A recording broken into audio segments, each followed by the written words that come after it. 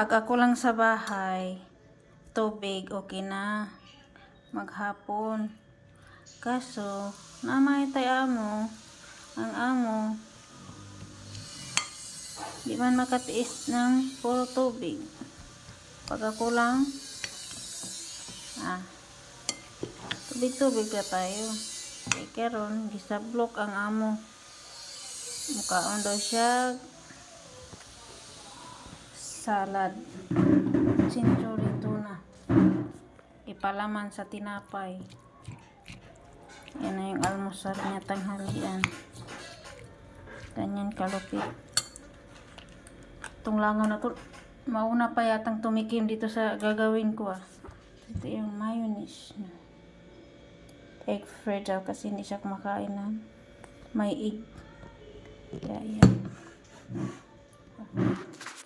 Nagbili pa ng tinapay.